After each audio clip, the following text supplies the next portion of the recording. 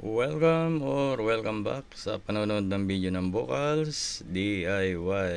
At kung ikaw ay bago pa sa ating channel, please subscribe and click the notification bell para updated ka sa mga panibago nating upload. So ito po ay ignition switch. Ang brand niya po ay Tagasago. So ito ay initial findings, ito ay lost contact. So ang istorya nito ay habang kami ay bumabiyahe, nakapila, may lumapit sa akin kasamahan ko at pinatingnan sa akin yung kanyang barako, ayaw mag-on. So dinayagnos ko, ito yung aking nakita, yung kanyang ignition switch ayaw talaga mag-on. Kasi normally, kapag inon mo ito, makikita mo yung neutral light na iilaw siya. So ito wala. Sa part na ito ay tetestingin natin para maipakita ko sa inyo using light bulb. So ayan, wala talaga. At kung ituso ko yung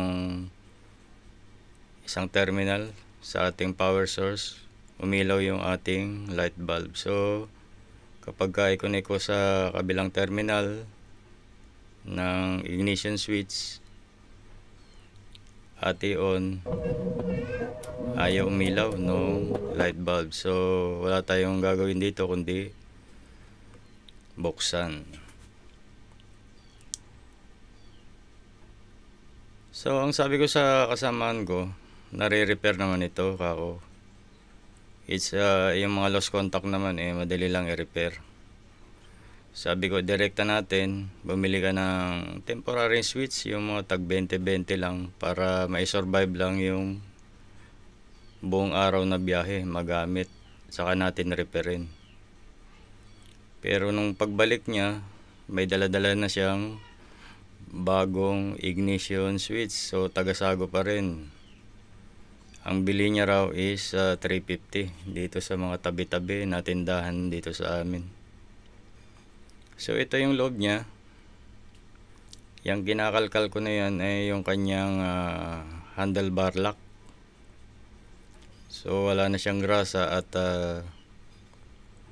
functional pa naman. So ito yung kanyang mga mechanism kung paano gumagana yung ignition switch. So ayan, yan yung rotary switch niya, contact.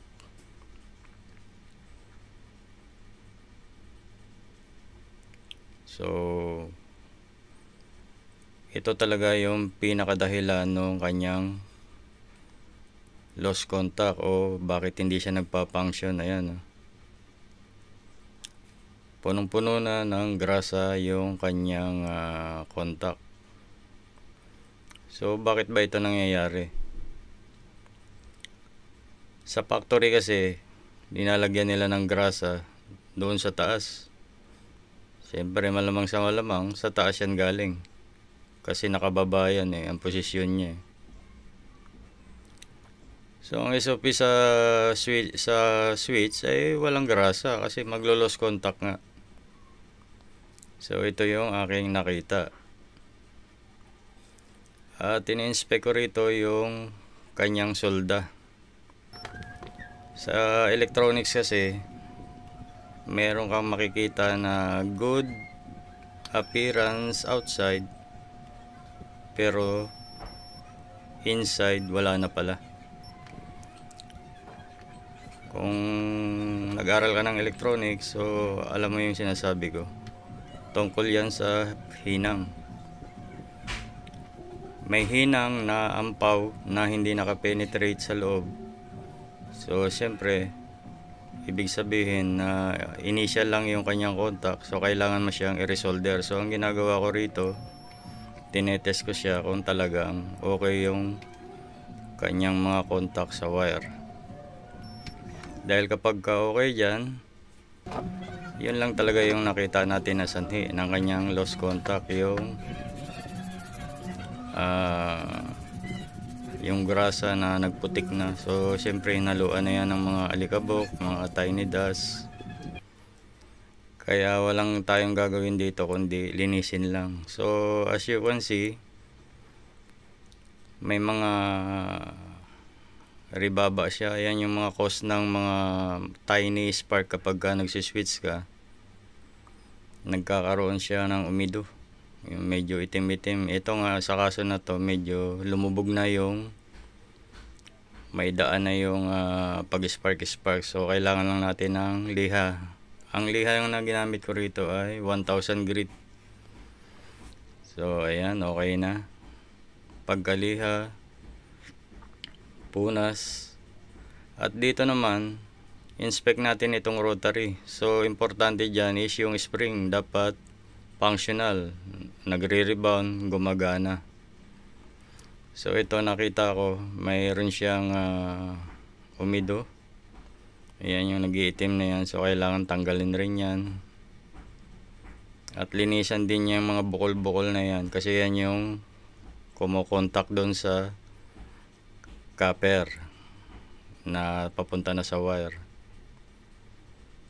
So yan lang yung kanyang mga dapat natin daan kung tayo ay magbubukas ng ignition switch. So, napakadali lang naman yan.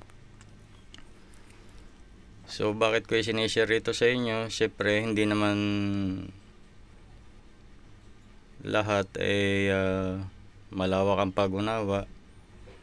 Yung iba natatakot, yung iba pagka tapon na, pero hindi mo alam, nagsasayang ka lang ng pera na yung item na tinapon mo is